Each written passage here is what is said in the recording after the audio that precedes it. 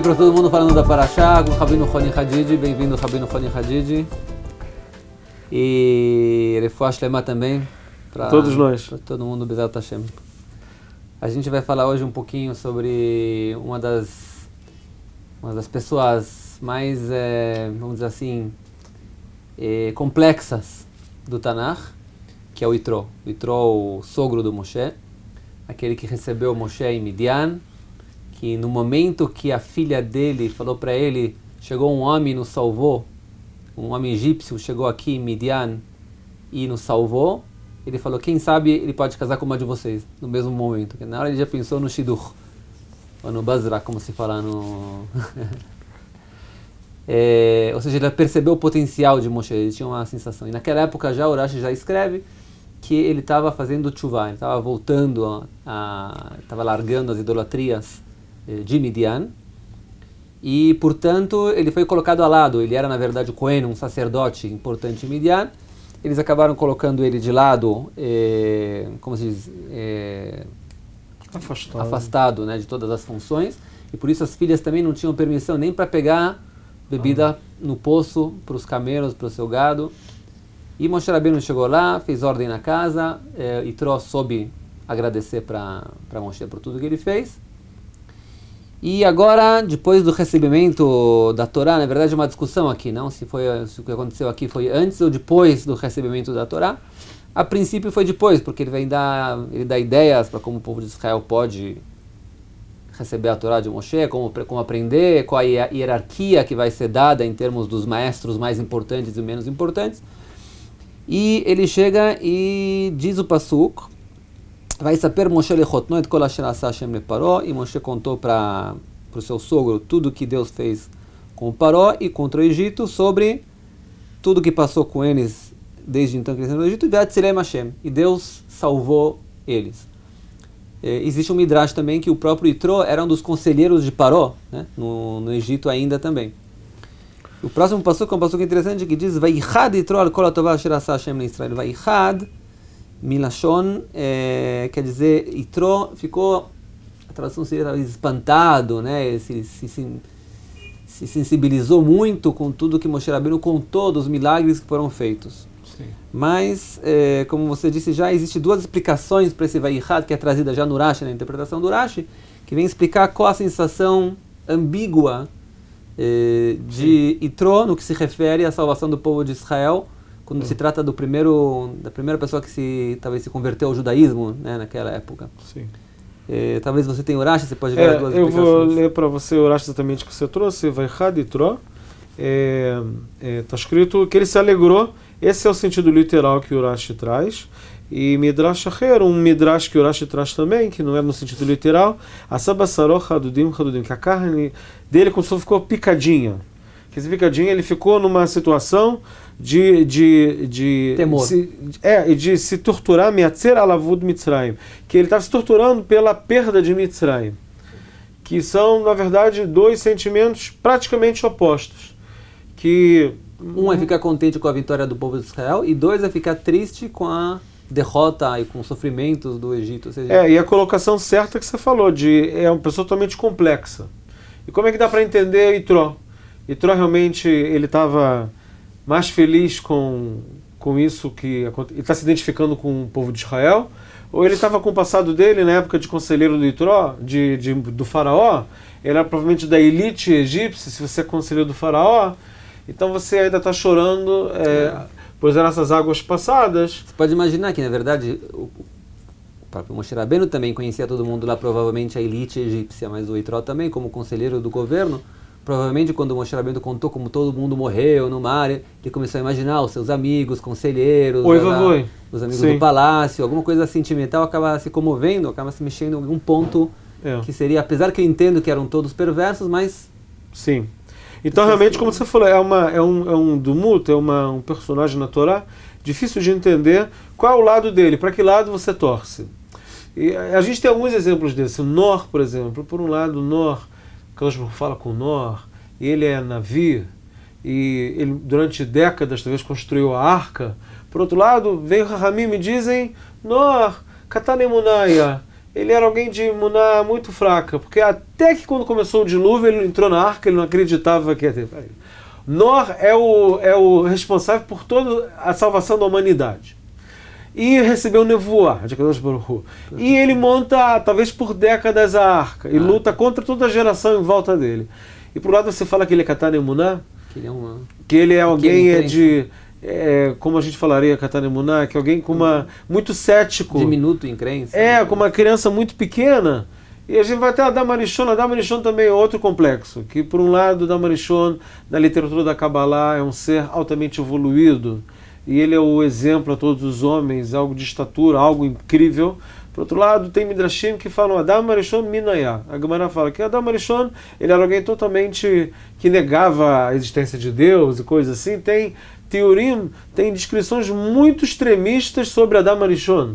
Então, como é que colocar cada um aqui? Voltando a Itró, que história é essa? Itró era mesquinho, ele está pensando em Mitzrayim, ou ele é alguém de estatura alta que, uau, olha que a Kadosh Baruch Hu fez, que salvação ele fez para Israel.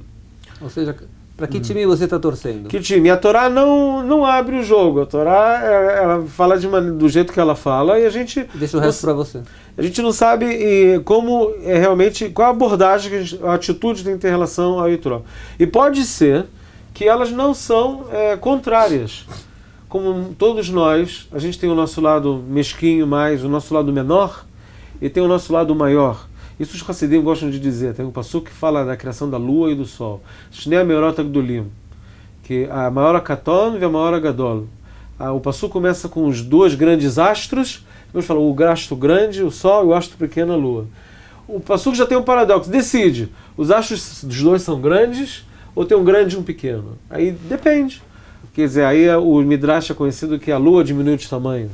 Que ela veio reclamar por que tem dois astros no Sol, e já que você não quer os dois do mesmo tamanho, então você vai ser a pequena. Exato. E os Hassidim o que falam? Que cada pessoa tem uma hora Gadol e uma hora Katan. Você dentro de você, eu dentro de mim, todo mundo, tem o lado menor e tem o lado maior. A gente tem a nossa grande estatura, a gente tem o nosso lado mais inspirado, o nosso lado maior, o nosso lado mais elevado, e a gente tem um lado mais mesquinho, que está pensando o que eu devo fazer, como eu devo, e talvez a divisão do Yetzer Tov e Yetzer Hara, que o Yetzer Hara, ele pensa, o que eu tenho que fazer agora? Eu estou pensando, meu Deus, já acabou todo o Mitzrayim, o que vai ser agora? Por outro lado, ele tem o lado elevado dele, e o que pode ajudar a gente, essa ambiguidade da Torá? Saber que a gente tem esses dois lados internos. E os outros também têm esses dois lados. Não se assustar com isso. Não se assustar com isso, aprender a conviver com essa realidade híbrida, dupla que a gente tem. E nos outros também. Você aprender a olhar os outros, não só o lado que você julga o outro, que o outro é mesquinho, olha como é que ele só está olhando esse lado. E provavelmente um potencial grande, um lado que não está aparecendo para você agora. E para a gente também. A gente começar a ter uma visão dupla da gente, é um pouco melhor. Porque você pensa, você vai mudar um pouco o teu autoconceito. O autoconceito é uma coisa dinâmica. Às vezes você se sente muito elevado, às vezes você não acorda nos melhores dias.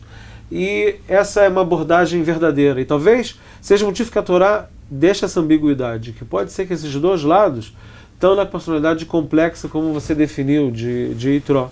Que Itró pode ser que tinha esse lado impressionante, alguém que passou por todas as idolatrias, testou todas as coisas, os rituais do mundo, assim, Itró é considerado, e até que ele chega na emuná, ele chega no monoteísmo, através talvez até desse ma'amad, dessa situação com Moshe e os Kenim, ele chega no estágio final de consciência dele, ou então que ele está tremendo por causa do meu Deus, eu estou tremendo nas bases por causa que aconteceu isso com o Egito, os dois coisas. Talvez o Itró também representa, nesse ponto de vista também, a vitória da lógica contra os sentimentos, talvez. Porque, que nem você falou, pelos sentimentos você está dividido. Os sentimentos me levam ainda ao Egito, ao Nilo, a toda aquela sensação, aquela bagunça que tinha lá, aquela boa vida, aquela... A nostalgia, talvez. Eu acho que todo mundo é assim um pouco, né? Quem, por exemplo, chega do Brasil sempre vai ter saudade daquela praia, dos jogos de futebol. Por outro lado, esse sentimento, que você não pode apagar ele, é a tua vida, no final das contas, sim, não pode te levar a fazer as ações erradas na continuação da tua vida. Isso Yitro soube, por um lado, sentir a compaixão com os egípcios, que ele não pode negar, uma coisa natural que vem a ele. Por outro lado, ele sabe para onde ir. Ele vai para o deserto se encontrar com Moshe para receber a Torá e para ajudar o trabalho do povo de Israel, que representa, na verdade, a morte dos egípcios. Sim. Ou seja, em termos de ação no mundo, de atividade dele, a atividade é na lógica. Eu sei que o povo de Israel está certo e que o povo egípcio merecia o que recebeu. O que eu sinto no meu coração, eu não posso controlar sempre. Sim. Mas, no final das contas, a pessoa tem que colocar a sua lógica acima das sensações que ele tem no coração. E essa tensão que você descreveu é talvez a grandeza de Itró e da gente também. Que a gente tem esses dois lados e esse confrontamento que a gente tem, porque a gente fosse só uma coisa uníssona, uma coisa unidimensional, eu sou um cara mesquinho. Você não tem o que lutar muito. A pessoa não tem muito o que aspirar. Mas se você também tem um lado, às vezes, mais nobre, mais elevado, e você também tem esse outro lado, e você está nessa dinâmica que você tem que aprender a se confrontar, esse autoconfrontamento interno, isso é a grandeza e a beleza da pessoa e da vida, que a gente tem a possibilidade de evoluir, sabendo que dentro de você tem aquele que faz assim, e tem a pessoa mais inspirada, mais elevada, que vê as coisas de maneira mais boa, talvez, ou humana. Eu não lembro se a gente falou sobre isso ou não, já talvez foi em espanhol, porque eu já fico confuso com as línguas, mas é importante aqui colocar de novo esse ponto, que no final das contas a pessoa se sente com uma dupla personalidade, né? Ou seja, quem sou eu? Eu sou o Itró que gosta do egípcio, eu sou o Itró que gosta de Moshe Rabbeinu e gosta do povo de Israel. E que ação eu devo tomar então? E assim também com Yetzer Hará, que nem se falou, maus instintos, né? Quem sou eu? O homem que quer pecar, o homem que quer prazeres materiais, ou o homem que quer o espiritual, fazer boas ações? Quem sou eu? Às vezes a gente, eu quero isso e eu quero isso, mas você quer os dois então? Resposta: sim, você quer os dois. Você tem duas forças dentro de você. Então quem é você? Você é a terceira coisa, que é o espírito que está olhando aquilo. Exatamente. Você tem que ser a terceira posição, o terceiro... Exatamente, o observador. O observador que também vai decidir também. Exatamente. Que ação você vai tomar. Eu tenho duas forças, duas sensações, que eu sou esse e que eu sou esse. Sim. O que eu faço agora então? Sim.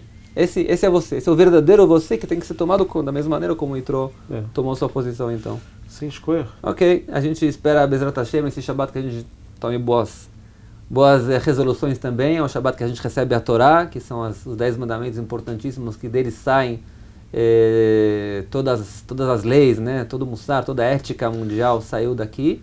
E por isso é importante a gente manter essas leis para não ser influenciado por sentimentos externos que venham até a gente.